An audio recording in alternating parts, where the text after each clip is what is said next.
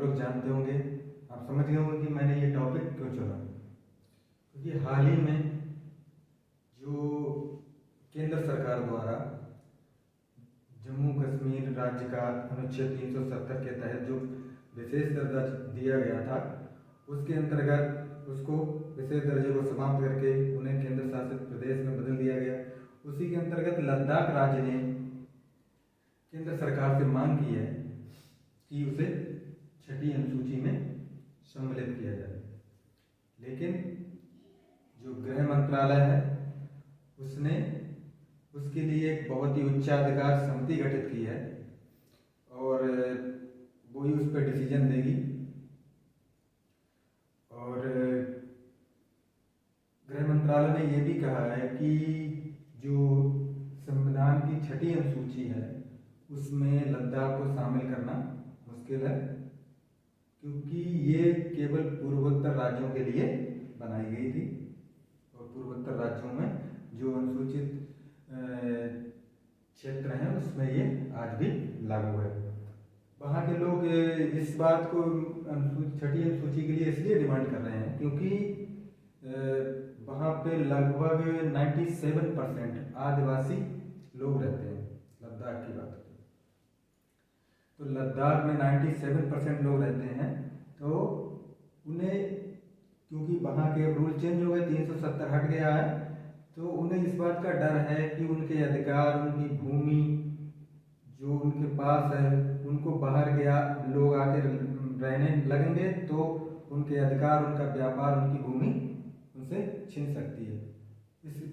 इसी डर को रह करके, इसी डर में उसने जो लद्दाख है वहाँ के लोगों ने डिमांड की है कि हमें छठी अनुसूची में शामिल किया जाए। और जबकि केंद्र सरकार ने कहा कि छठी अनुसूची में जितनी भी छठी अनुसूची लागू करने का मतलब है कि अनुसूचित जनजाति जो वहाँ पे लोग हैं उनके लिए हमें भूमि सुरक्षा संबंधित, भूमि की उनके जो उनके अधिकार में है उसकी सुरक्षा और उनके जो रीति रिवाज परंपराओं की सुरक्षा से संबंधित है। तो गृह मंत्रालय ने कहा कि हम वो वैसे ही उनके लिए अधिक से अधिक जितना हो सकेगा उतना हम उसके पक्ष में कदम उठाएंगे ताकि उनकी रीति रिवाज, उनकी परंपरा, उनका व्यापार, उनका व्यवसाय, उनका जो वहाँ का रहन सहन है वो डिस्टर्ब ना हो और उनका बरकरार रहे। तो आइए सीखते हैं हम संविधान की छठी अनुसूची के बारे में सीखें। सबसे नंबर 1 पे क्या है कि अनुच्छेद 244 के अंतर्गत जो जहाँ पे छठी अनुसूची होगी वहाँ पे एडीसी, ऑटोनॉमस डिस्ट्रिक्ट काउंसिल्स, स्वायत्त जिला परिषदों का गठन किया जाएगा वहाँ जो।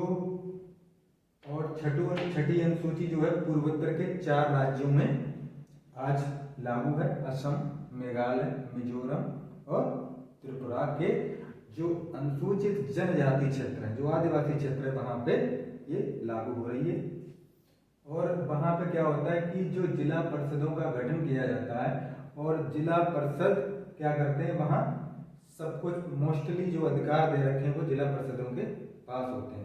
वहाँ पे क्या है, एडीसी का गठन राज्यपाल के द्वारा किया जाता है। इसमें ना तो संसद का कोई रोल है और ना ही उस राज्य के विधानमंडल का कोई रोल है। उसके बाद संसद या विधानमंडल के अधिनियम एडीसी पर लागू नहीं होते। जैसे कोई भी संविधान संशोधन, कोई भी अधिनियम चाहे विधानमंडल द्वारा लाया गया हो या संसद कोई अधिनियम को पास कर रहा है तो वो स्वायत्त जिला परिषदों पर वो लागू नहीं होंगे। वो अपना कानून स्वयं बनाते हैं और उन्हें लागू करते हैं। और क्या है, प्रत्येक एडीसी जो हमारे स्वायत्त जिला परिषद हैं उनमें क्या होगा, उसमें एक एडीसी में 30 सदस्य होते हैं और 30 सदस्यों में इसमें 4 जो होते हैं वो राज्यपाल द्वारा मनोनीत किए जाते हैं और 26 जो हैं वयस्क मताधिकार के आधार पर उनका चुनाव होता है। 4 राज्यपाल द्वारा मनोनीत होते हैं। जो 26 वयस्क मताधिकार द्वारा चुने जाते हैं उनका कार्यकाल 5 वर्ष का होता है और बाकी जो राज्यपाल द्वारा मनोनीत किए जाते हैं वो राज्यपाल के प्रसाद पर्यंत कार्यरत रहते हैं। लेकिन अगर एडीसी भंग हो जाती है तो उसका कार्यकाल जैसे विधानसभा लोकसभा का होता है वैसे उसका कार्यकाल 5 वर्ष से पहले भी समाप्त हो सकता है। एडीसी क्या है?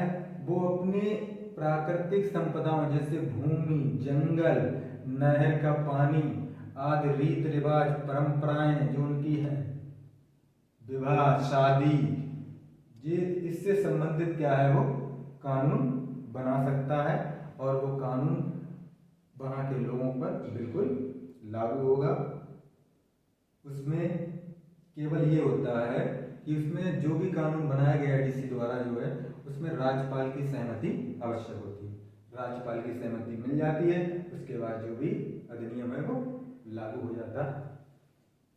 उसके बाद ग्राम सभाओं और न्यायालयों का गठन कर सकती है। एडीसी जो है वो कानून तो बना ही सकती है, उसके अलावा जो न्यायालय हैं, हमारे उच्च न्यायालय, जिला न्यायालय और सुप्रीम कोर्ट, उच्चतम न्यायालय है, लेकिन वो अपना न्यायालय बना सकते हैं और उस न्यायालय अपना न्यायालय बना करके वो अपनी जो वहाँ पे जो जनजातियों के मुकदमे हैं, उनकी जन सुनवाई है, वहाँ पे उन्हें करा सकती है और उनके जो न्यायालय बनाए हैं उन्होंने, उनके जो निर्णय होंगे, जो भी डिसीजन होंगे, उन पे हाई कोर्ट या सुप्रीम कोर्ट का हस्तक्षेप उसके लिए राज्यपाल अगर निर्दिष्ट करेगा, राज्यपाल की सहमति होगी तो उसमें सुप्रीम कोर्ट या हाई कोर्ट हस्तक्षेप करेगा, वरना नहीं करेगा। उसमें राज्यपाल का निर्देश आवश्यक होगा अगर वो न्यायालय कोई डिसीजन देते हैं। जो उनके एडीसी के द्वारा गठित न्यायालय होंगे वो अगर कोई डिसीजन देंगे